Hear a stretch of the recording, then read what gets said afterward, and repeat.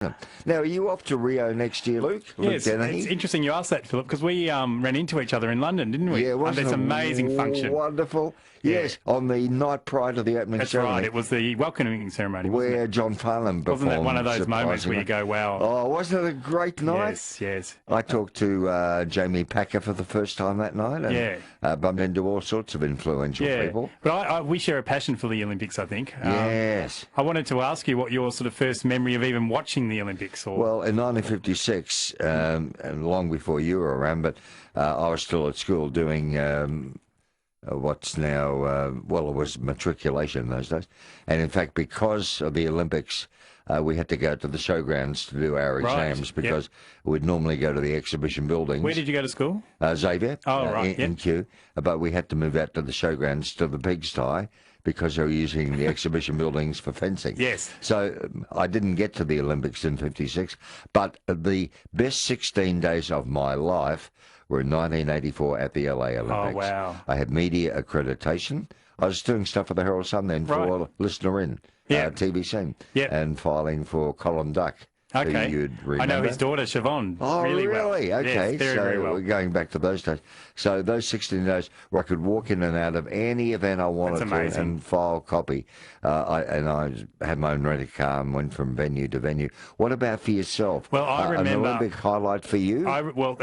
My first memory was actually watching the 1988. I was about 10 then. Yeah. When Debbie Flintoff-King just pipped the Russian, and Bruce McAvaney called the story. And where was that again, 88? Seoul. Oh, South Korea. And probably amazingly, I actually was at Cathy Freeman's race. So we won tickets in the ballot somehow.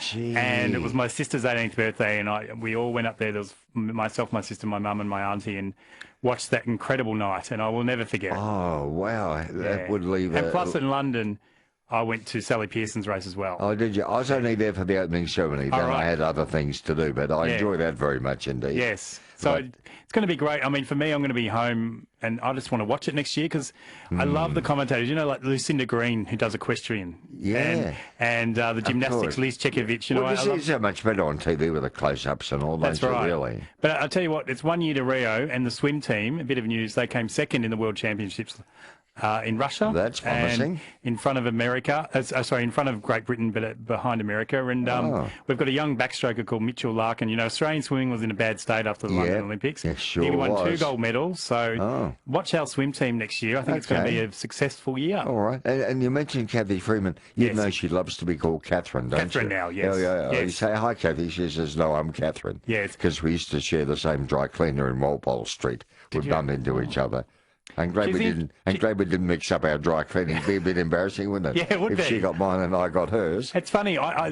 She's incredible. Like, I think, you know, she had the whole country, you know, the pressure, and she just won that race. Were you there in Sydney in 2000? Yeah, that was, Oh, you were there? Yeah. So that was great.